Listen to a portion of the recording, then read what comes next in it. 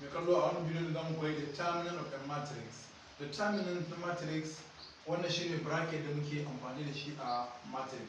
Akwai bracket da muke yi haka, duk sanda kaga an maka bracket haka an saka element a cikinsa, to ana nufin ka nemo determinant ɗinsu.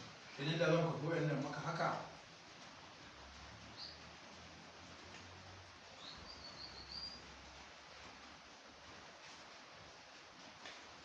idan da zan yi maka haka ina nufin ka nemo determinant ɗin wannan.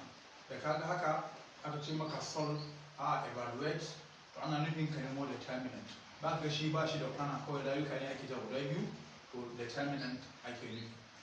In kuma an baka shi a haka ba a ce ka nemo determinant, to abinda za a yi sai a maka haka, a baka a cikin wannan bracket ɗin sai a sa maka a, yana nufin ka nemo determinant ɗin wannan matrix ɗin. Ko kuma a ce maka det a, ko a baka shi haka, ma'ana ka nemo determinant of a matrix a.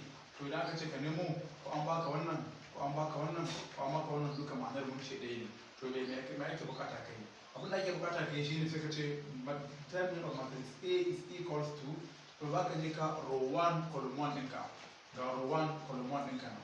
To da ya gwada libe yake fuskantar shi kana da 2 haka, to shikenan wannan times wannan, sai ka ce a row 1 column 1 times row 2 column 2, sai ka ce minus wannan times wannan, sai ka ce minus.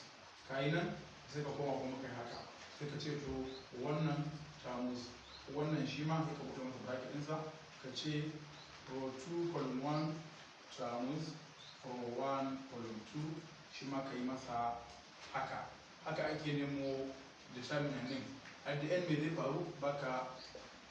Za ka yi simplifying wannan, ka simplifying wannan, sai ka ɗebe.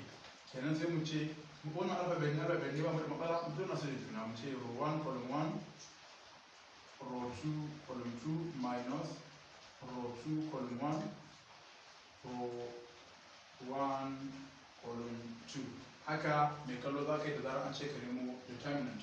Mai kallo kana sake shi Hausa Maths TV, ka yi subscribe ka kuma yi following ɗinmu domin samun videos na cigaban wannan karatu.